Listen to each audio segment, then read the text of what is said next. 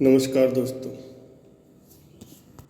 आज मैं आपके लिए एक मज़ेदार स्टोरी लेकर के आया हूँ। ये स्टोरी एक गुरु और एक विद्यार्थी की है। वो विद्यार्थी अपने गुरु का सम्मान नहीं करता था। एक दिन किसी बात को लेकर के गुरु जी ने उस शिष्य को डांट दिया। फिर क्या हुआ, आइए जानते हैं। मुझे उम्मीद है इस कहानी से आप लोगों को कुछ सीखने को ज़रूर मिलेगा। तो कहानी शुरू करते हैं। विजयपुर नामक एक गांव में एक बहुत पुराना विद्यालय था, जिसमें एक 60 वर्षीय गुरु जी रहा करते थे। गांव में सब उनको गुरु जी ही कहकर बुलाते थे।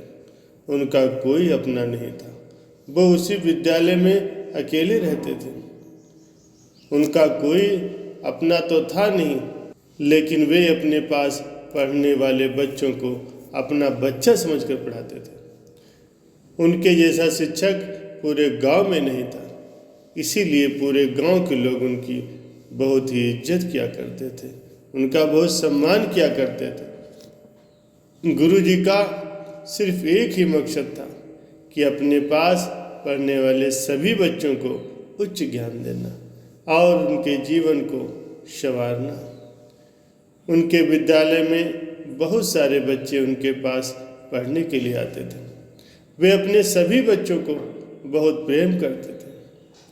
वे बच्चों को सिर्फ पुस्तक का ज्ञान न दे करके अपने अनुभव, अपने विचारों को भी बच्चों के सामने रखते थे, ताकि उनको कुछ नया और बेहतर सीखने को मिले।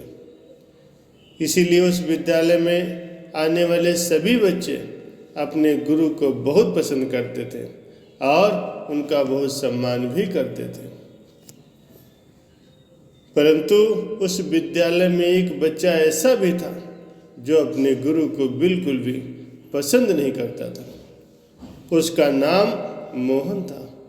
वो पढ़ना लिखना नहीं चाहता था। वो बस दिन भर खेलने कूदने में ही अपना मन लगाता था। इसीलिए वो अपने गुरु का बिल्कुल भी सम्मान नहीं करता था।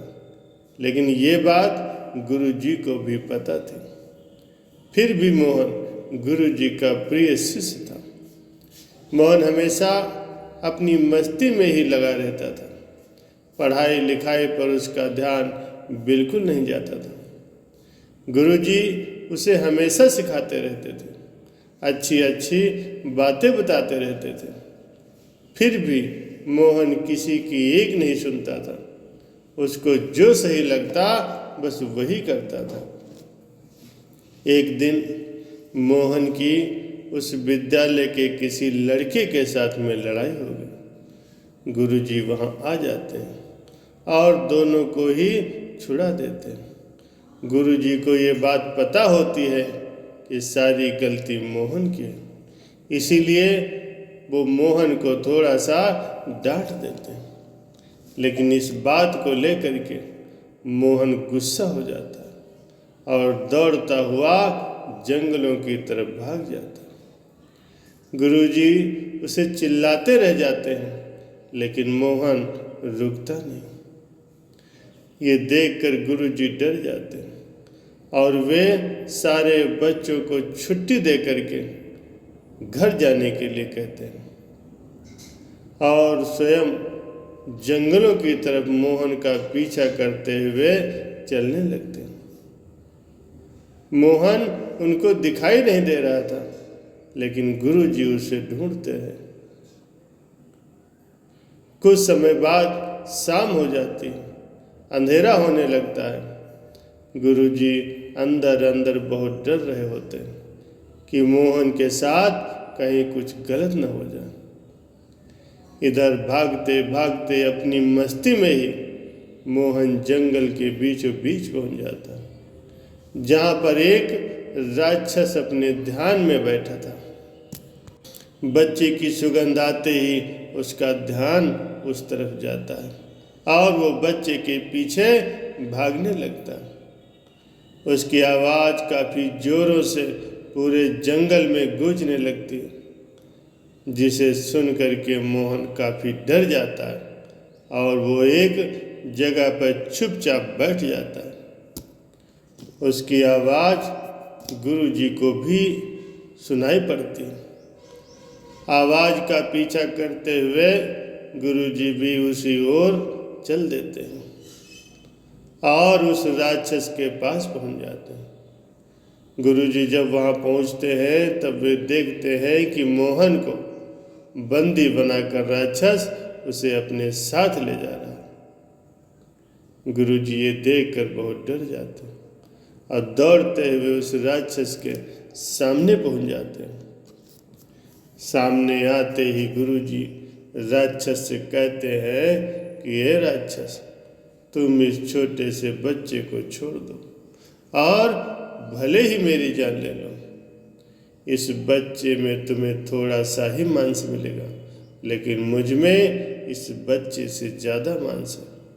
तो कृपा करके तुम मेरी जान ले लो, लेकिन इस बच्चे को छोड़ दो। राक्षस को गुरुजी की ये बात सही लगती।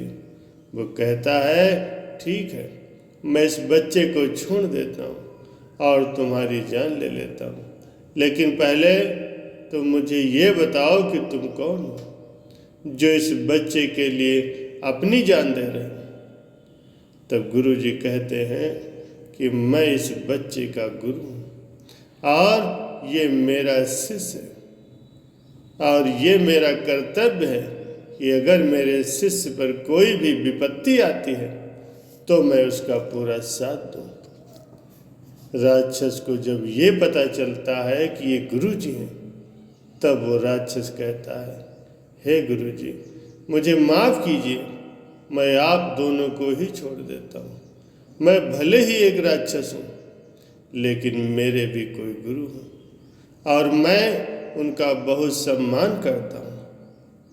और आज गुरु पूर्णिमा भी है, तो मैं आपके शिष्य के साथ कुछ भी गलत नहीं करूँगा। और वो गुरुजी के पाँव छू करके उनसे माफ़ी मांगता है और फिर वहाँ से चला जाता है। मोहन रोते हुए अपने गुरुजी को गले से लगा लेता है और उनके पाँव पकड़कर रोने लगता है। वो भी गुरुजी से माफ़ी मांगता है। गुरुजी कुछ कहते नहीं और वापस दोनों घर आ जाते हैं।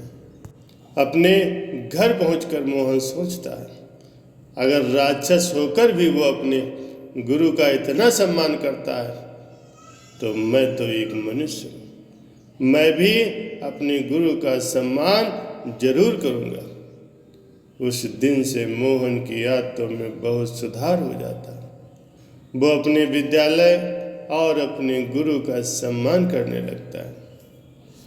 प्यारे सज्जनों, ये स्टोरी आपको कैसी लगी कमेंट करके बताएं। अच्छी लगे तो लाइक करें, शेयर करें और सब्सक्राइब जरूर करें। वीडियो देखने के लिए आपका बहुत बहुत धन्यवाद।